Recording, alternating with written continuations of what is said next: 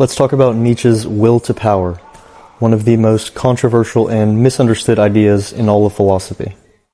People have interpreted the will to power in countless ways, as a call for domination, as a rejection of morality, as a justification for violence. But is this really what Nietzsche meant? In the rest of this video, I'm going to break down exactly what the will to power is, why it is so often misunderstood, and most importantly, what it means for you in your life. With that being said, let's start with the basics. So the will to power isn't about survival of the fittest, or brute force, or physical domination. It's not about politics or war or controlling others. Nietzsche was not saying in any way that people should impose their will on the world through physical violence. What he was trying to say is that life itself is driven by a fundamental force, that being the desire to grow, the desire to overcome, the desire to become more. That is the will to power. It's the force that pushes every living thing to strive to become something more, to push themselves to become something above what they currently are. It's the roots, the catalyst of all transformation, of all improvement. It isn't about surviving, it's about thriving. It's about pushing yourself beyond limitations to become something greater. So, with that being said, why is this so often misinterpreted? Well, that really stems from the people who came after Nietzsche, who translated his works. They twisted his works and took things out of context. His sister, for example, is one of these perpetrators. His sister Elizabeth is widely responsible for spreading a distorted version of his true philosophy.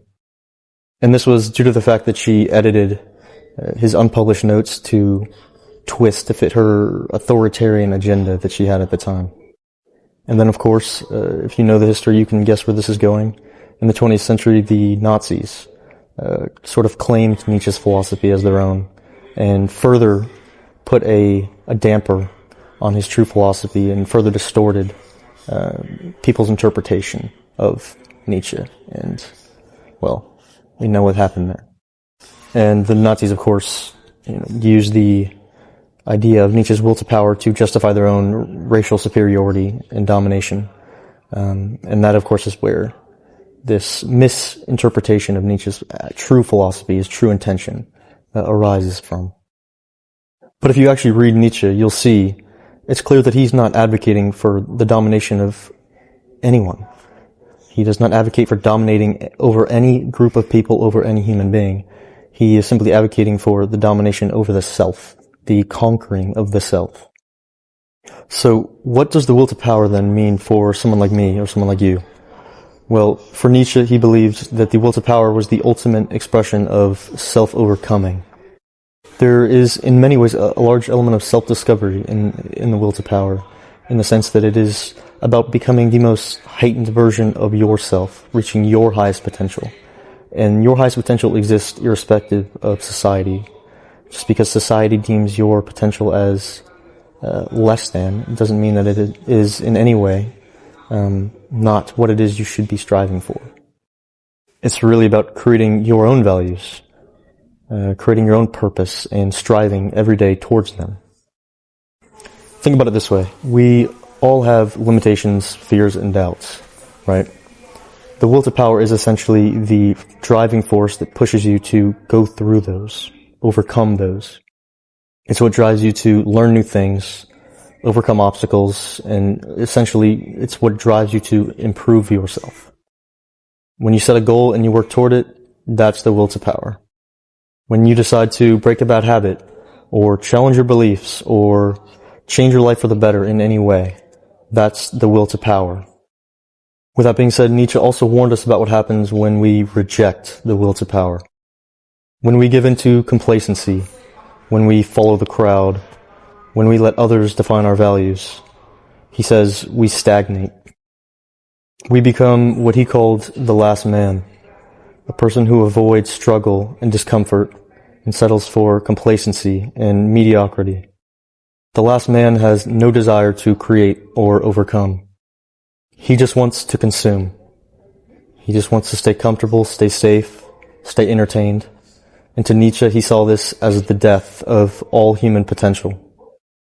In contrast to the last man, he introduces the concept of the Uber Mensch, or the Overman, or the Superman, as it's sometimes called. Although he technically never truly defines the Uber Mensch, it is often taken very much out of proportion in terms of what realistically he meant by the Uber Mensch. A lot of people think he's some tyrant or dictator, and again, I think that ties back to what I talked about earlier with people taking his works out of context. But essentially, the Uber Mensch really is someone who fully embodies the will to power. Someone who fully creates his own values and fully takes responsibility for his or her life. It's not about controlling others, it's about controlling yourself, your own fears, your own weaknesses, your own insecurities. It's about becoming more than what you are today. Now, why is this relevant at all to today's world? Well, we are living in a world now that is pulling us closer to comfort, distraction, meaningless entertainment than any other time in history. We are getting closer to what Nietzsche called the last man. We are closer now to the last man than we have ever been. And we are becoming dangerously ingrained in comfort and mediocrity. And hey, it's easy to become the last man, to avoid challenges, to settle into routine, to let other people or institutions decide what is valuable. But to Nietzsche, and his message is very clear in the sense, to him that is not living. In fact, it's worse than not being alive at all. To Nietzsche, to truly be alive is to push yourself beyond what you think is possible, to strive to become something more each and every day. It's to take ownership over your own life, create your own values, find your own meaning, even in the chaos and even in the uncertainty. In fact, most so in these things, because, well, that is what pushes you to become something that you aren't. So, what's the takeaway?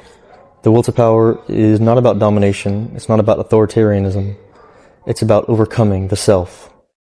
It's about pushing your own limitations. It's about creating your own values, striving for greatness on your own terms. To Nietzsche, true meaning, that is, for humans, can only be found in growth, not in comfort or security. And that really is the final challenge, so to speak, that Nietzsche leaves us with. Will you decide to become the last man? Will you settle? Will you be content with mediocrity? Or will you embrace the will to power and strive to become something greater? Strive to become the Uber Mensch. And the beautiful thing is that the choice truly is yours. That's free will for you. Good luck.